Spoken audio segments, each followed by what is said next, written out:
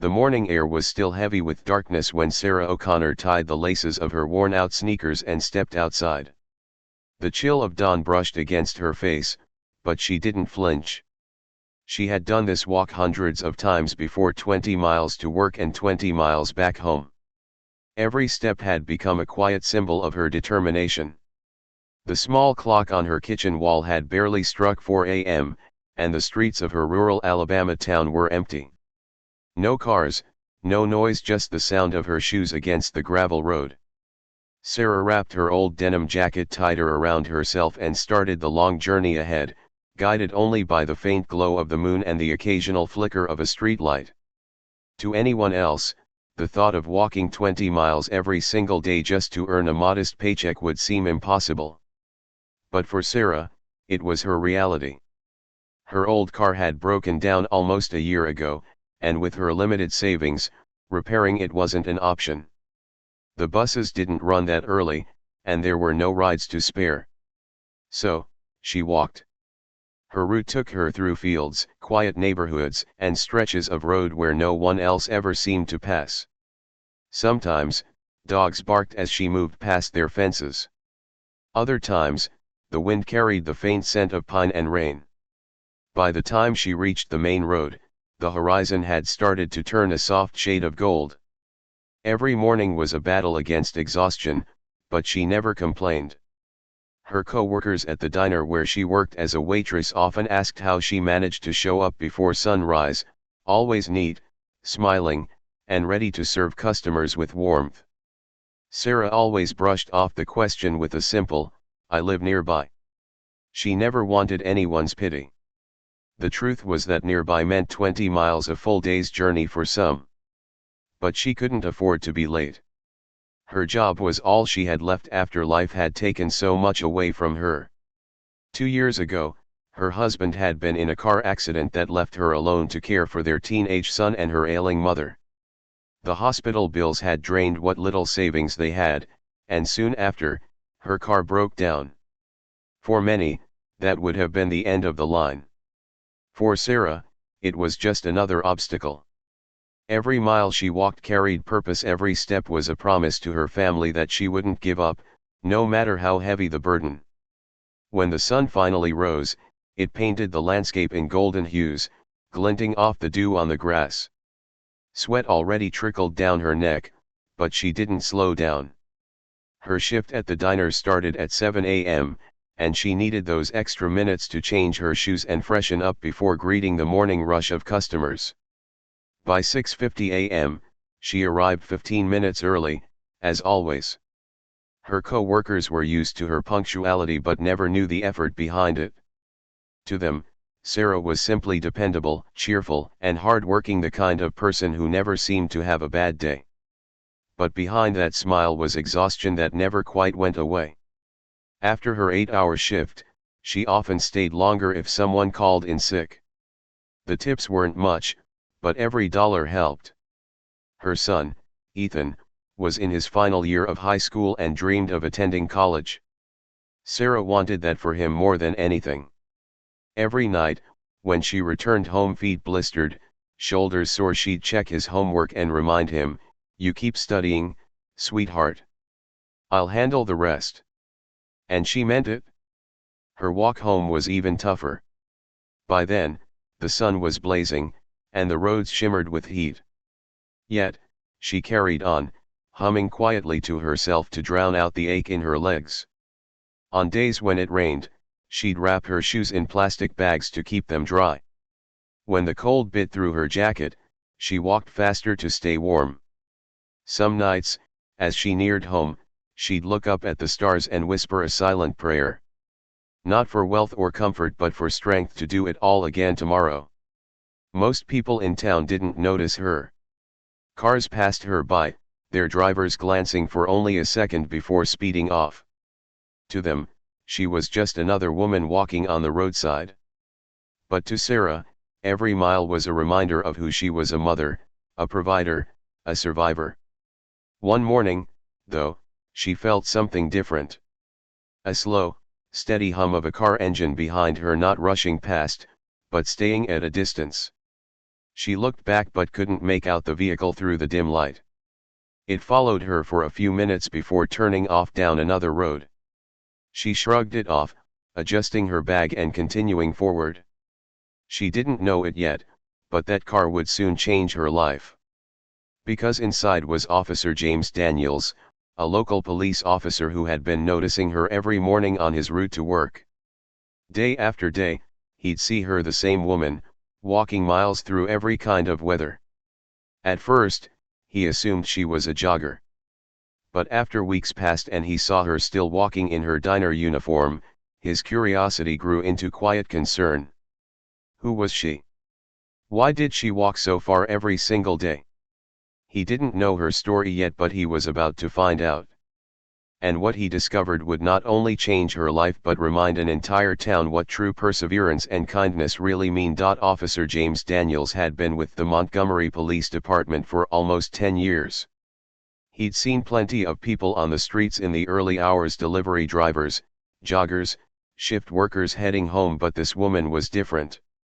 Every morning around 4:30 a.m., as he began his patrol shift, he'd pass her walking along the side of the highway. She was always alone, head down, moving at a steady pace. No phone, no headphones, no distractions, just determination. At first, James thought maybe she lived nearby and liked early walks. But as the days turned into weeks, and the weather grew colder, he realized something didn't add up.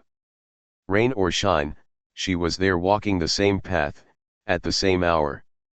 One morning, as he drove past her again, he slowed his car. She had her jacket zipped up tight against the wind, her shoes splattered with mud. He could see her breath in the cold air, but she didn't seem to notice the chill. He watched in silence for a few seconds before pulling away. 20 miles out here, no car, no bus stop, nothing, he murmured to himself. What's her story? The next day, he saw her again. This time, he couldn't let it go. He decided to follow, not to intrude, but to understand. From a respectful distance, he kept his patrol car a few lengths behind as she walked the familiar route. The sun was barely rising, casting a pale blue glow over the road. Her pace was steady, but her limp caught his attention. It was subtle, but real. Maybe from exhaustion, or old shoes that had seen too many miles. About an hour into her walk, she turned down a side street that led toward the town's main area. James stayed back far enough not to alarm her. Finally, she stopped in front of Miller's Diner, a small place that had been around since the 1950s, the kind of spot where locals grabbed their morning coffee before work. He parked nearby and watched as she brushed dust from her clothes, fixed her hair in the diner window's reflection, and walked inside with a gentle smile. Within minutes, she was behind the counter, pouring coffee and greeting customers as if she'd been awake for hours, cheerful, kind, and full of energy. James sat there for a while, thinking. He couldn't shake the image of her walking all that way just to stand on her feet for another 8 hours. It didn't seem fair. The next morning, he parked at the diner after his shift ended and went inside. Sarah didn't notice him at first. The place was busy with regulars. But when she turned and saw the police uniform, she smiled politely. "Morning, officer. Coffee?" "Sure," he said, taking a seat at the counter. "Black's fine." She poured him a cup, her hands steady even though he could see faint callus from long hours of work. "You new in town?" she asked kindly. James smiled. "Been here a while. I think I've seen you before, on my patrol route." Her eyes flickered for a second, not fear, but surprise. "Oh," she said softly. "I guess I'm kind of hard to miss." He nodded. "You walk a long way every morning." For a moment, Sarah hesitated. Then she gave a small laugh and shrugged. "Just part of my routine." But James could hear the exhaustion behind her calm voice. He didn't want to pry, but curiosity and concern got the better of him.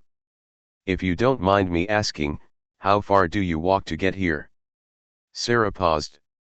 The diner noise faded around them, clinking cups, sizzling bacon, murmured conversation. "About 20 miles, she finally said. James blinked. 20 miles. Every day?" She nodded, smiling faintly, as if it were no big deal. "My car broke down last year. Haven't been able to fix it yet, and there's no bus that early. So I walk." He stared at her, speechless. "That's incredible. You've been doing this every day?" Sarah's eyes softened. "Gotta do what you gotta do, officer. My son's finishing high school soon. I want him to have a chance I never did. If it means walking to work, then that's what I'll do." There was no self-pity in her tone, just quiet strength. James felt a lump form in his throat. He'd met people who gave up over far less, but here she was, walking 40 miles round trip just to make ends meet and still smiling while serving coffee.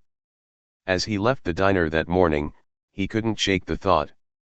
He drove the same 20-mile route she took every day, realizing just how long and lonely it was.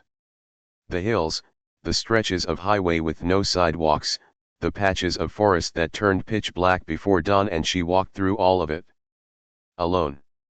He couldn't ignore it anymore. That night, after his shift, James brought up Sarah's story at the precinct. His partner, Officer Ramirez, looked up from his desk. "You're telling me she walks 40 miles a day just to work at that diner?" "Every day," James said. "No car, no complaints, no help." Ramirez shook his head. "That's crazy. We've gotta do something." James nodded slowly. "Yeah. We do." The next morning, he returned to the diner. This time, he waited until Sarah's shift ended. As she stepped outside, rubbing her tired feet, he walked over. "Ms. O'Connor," he said gently. "Can I give you a ride home?" Sarah hesitated. "Oh, that's kind of you, officer, but I don't want to be a bother." "It's no bother," he insisted. "It's on my route." After a moment, she smiled and accepted. As they drove through the long, winding road she usually walked, James couldn't help but glance at her. She gazed out the window quietly, the sun setting behind her, painting the sky with streaks of pink and gold. "You really walk this every day?" he asked softly. She nodded. "Every day. Until I can afford a car again." James didn't say anything after that, but his mind was racing. He knew what he had to do. Because Sarah didn't need pity.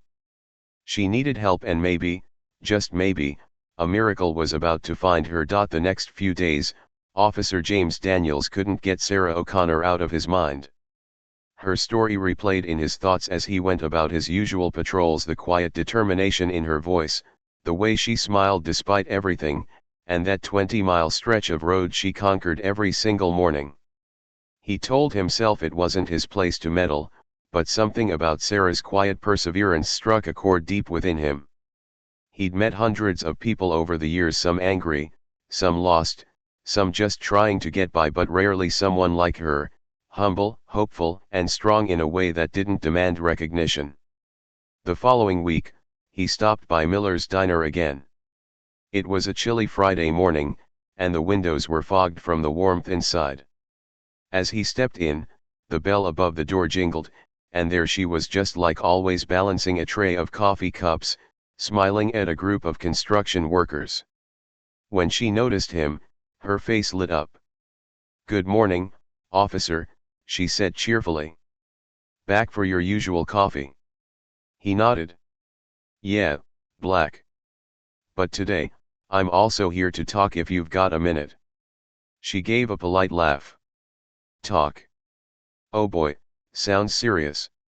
When her rush slowed down, she sat across from him, wiping her hands on her apron. "All right," she said. "What's on your mind?" James hesitated for a moment before asking gently, "I've been thinking about your walk. I can't stop wondering, why not ask someone for help? A co-worker? Maybe a friend?" Sarah sighed, her eyes falling to the table.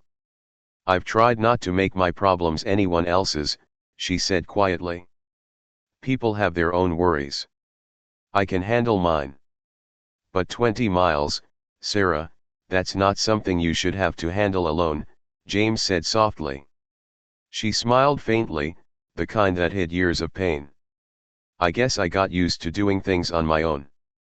He could see there was more to her story, something she wasn't saying. So he didn't push, at least not yet. That afternoon, after his shift ended, he drove back toward the diner. From the parking lot, he saw Sarah heading out for her long walk home. He followed from a distance again, not out of curiosity this time, but worry. The sun had already dipped below the trees. The road was narrow, the shoulders uneven. Cars whooshed past her, and still she kept walking, focused and steady.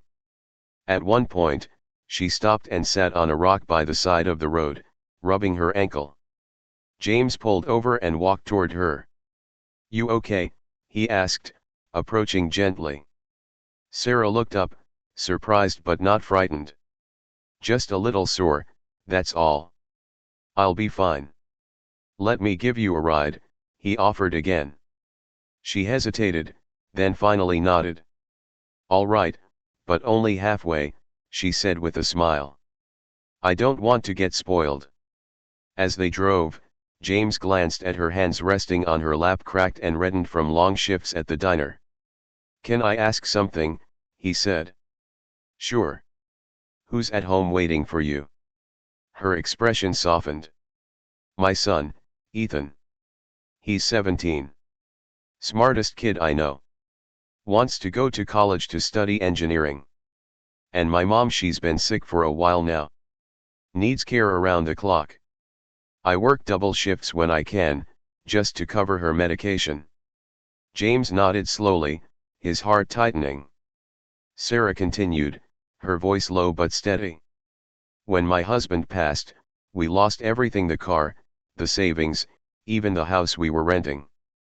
I took whatever job I could find. The diner was the only one that said yes.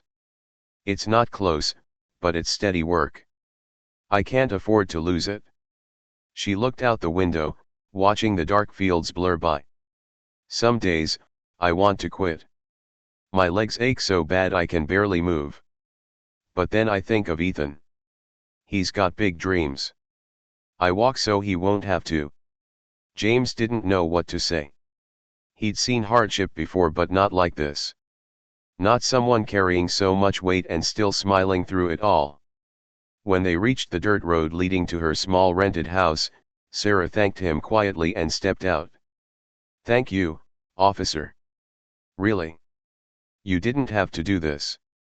James smiled faintly. It's no trouble, Sarah. And I'll see you tomorrow, all right? She chuckled. You planning on coming for coffee again? Something like that, he said, watching her walk up the path to her home, a small, weathered house with a sagging porch and a flickering light in the window. He noticed an old wheelchair just inside the door, confirming what she'd said about her mother. As he drove away, his heart felt heavy but also inspired. That night, James sat at his kitchen table long after midnight, staring at his phone. He thought about his own life, steady job, comfortable house, everything he needed, and how someone just miles away was fighting to survive with so much less. He couldn't just watch anymore. The next day, he told Sarah's story to his wife, Amanda, who listened with tears in her eyes. James, we have to help her, she said immediately. No one should have to go through that alone. Within hours, James began making calls. He reached out to a few friends at the station, some locals who owned businesses, and even the diner manager. Slowly, the idea spread, a community fundraiser for a hard-working woman who walked 40 miles a day to support her family. James didn't tell Sarah about it yet. He wanted it to be a surprise, something she could never see coming. Over the next week, donations began pouring in. People gave what they could: $10, $20, sometimes more. Local shops pitched in, and one car dealership offered to help with a reliable used vehicle if they could raise enough to cover part of the cost. James watched in awe as the community rallied around a woman most of them had never even spoken to. By the end of the week, they had raised enough money for something that would change Sarah's life forever. The next morning, James pulled up outside the diner once more. Sarah was there, just finishing her shift, her apron dusted with flour and her hair tucked behind her ear. When she saw him, she smiled. "Morning, officer. You're starting to become my most loyal customer." He grinned. "Actually, today, I came for something else." Her brow furrowed. "Oh." James nodded toward the parking lot, where a small crowd had gathered, her co-workers, a few officers, and townspeople holding up signs that said "Thank you, Sarah, and you inspire us." Sarah blinked, confused. "What's going on?" "Come outside," James said softly. "There's something we'd like to show you." Sarah froze at the diner doorway, her hands still clutching her apron. Outside, a small crowd had gathered, faces she recognized from the community, her co-workers, and a few people she'd served coffee to countless mornings before. Some were holding balloons, others clapping and cheering as she stepped out, confused but smiling shyly. "James," she said softly, looking at the officer beside her. What is this?" Officer Daniels smiled, the corners of his eyes crinkling. "It's something long overdue, Sarah." The cool morning breeze carried the faint scent of coffee and rain as he gently guided her forward. The crowd parted, revealing a modest silver car parked right in front of the diner. It wasn't brand new, but it was spotless, polished, and gleaming under the early sunlight. Tied across the hood was a big red bow. Sarah blinked, covering her mouth with both hands. "Oh my, is that?" James nodded, his voice warm. "It's yours." She shook her head in disbelief, tears forming in her eyes. No, it can't be. I don't deserve this." "Yes, you do," he said firmly. "You deserve it more than anyone." For a moment, the entire crowd went quiet. Then one of her co-workers, an older waitress named Pat, stepped forward and put an arm around Sarah's shoulders. "Honey, we've all seen how hard you work. You never complain, never ask for help. You inspire everyone here." Sarah's lips trembled as she tried to find words. I don't know what to say." James smiled. "You don't have to say anything. Just know that this community came together because of you, because of your strength, your kindness, and your example." He reached into his pocket and held out a small set of car keys. The metal glinted in the light. "We raised the funds together. Local businesses pitched in, and the dealership gave us a deal. It's insured, registered, and ready to go. All you need to do is drive." The crowd erupted into applause as tears streamed down Sarah's cheeks. She took the keys with trembling hands, staring at them as though afraid they'd disappear. Her son, Ethan, suddenly appeared from the crowd, grinning, holding a sign that said, "We're proud of you, Mom." Sarah's breath caught. "Ethan? What are you?" He ran up and hugged her tightly, whispering, "Officer Daniels told me. He said you deserved a surprise." She held him close, tears spilling freely now. "Oh, sweetheart, you knew about this." He nodded, smiling through his own tears. "Yeah. You've done everything for us, Mom. It's about time someone did something for you." The crowd cheered again, and for a moment, the world seemed to stand still. Sarah slowly approached the car, tracing her fingers across the smooth surface. She opened the driver's door and sat inside, the leather seat soft beneath her. Her hands gripped the steering wheel, and she let out a shaky laugh. "I can't believe it. I don't have to walk anymore." Officer Daniels leaned down by the window. "No more 20-mile hikes in the rain," he said with a grin. She laughed through her tears. You have no idea how much this means to me. Oh, I think we do, he said. You've given everyone here something we didn't even realize we were missing: perspective. You reminded us what real strength looks like. Sarah stepped out of the car and looked at the crowd, people from every walk of life, standing together because one woman had quietly inspired them. I've never been good with words, she said, her voice shaking. But I just want to say thank you. I walked every day because I had to. I never thought anyone would notice, let alone care. But you all showed me that kindness is still alive in this world. She paused, wiping a tear from her cheek. I'm going to remember this for the rest of my life.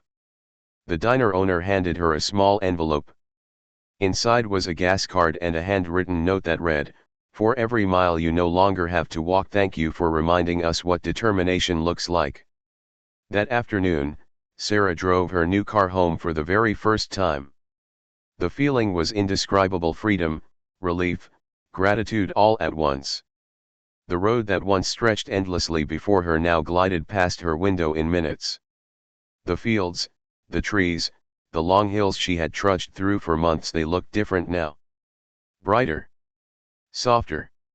When she pulled into her driveway, her mother was sitting by the window. She waved weakly as Sarah stepped out. "You're home early," her mother said, smiling. "And you're driving." Sarah laughed, tears in her eyes again. "Yes, Mama. The town gave me a car." Her mother's eyes glistened. "See? Good things come to good people, baby." That night, Sarah sat with Ethan at their small kitchen table. The car keys lay between them. "You know," she said quietly, "I used to pray every night for a little bit of help. Not money, not luck, just something to make things a bit easier." Ethan looked at her and smiled. "Looks like your prayers were answered." Sarah nodded. They were. But maybe the answer wasn't the car. Maybe it was all the people who cared enough to help. That's the real miracle. A week later, Sarah's story spread across town and beyond. Local news picked it up, then national outlets. "Woman walks 20 miles to work every day until a cop follows her and discovers why" became a headline that touched millions. Letters and messages began pouring in. People from other states wrote to say how her story inspired them to keep going, to be kinder, to look for the good in others. Some even sent donations for her son's college fund. The world, it seemed, had needed a story like hers, a reminder that even in quiet corners, heroes exist. One morning, a week after the surprise, Sarah stopped by the police station. She brought a box of homemade muffins and a small envelope addressed to Officer Daniels. When he opened it later, he found a handwritten note inside. "You didn't just give me a car. You gave me hope, hope that good people still exist, that kindness still matters. I'll never forget what you and this town did for me. From now on, every mile I drive will remind me how far compassion can go." Sarah. James smiled as he folded the note, his eyes misting over. Sometimes, he thought, the smallest gestures, a question, a moment of curiosity, a simple act of care could change the course of someone's life. And for Sarah O'Connor, one woman who once walked 20 miles every day just to survive, it had done more than that. It had given her and everyone around her something even greater: hope.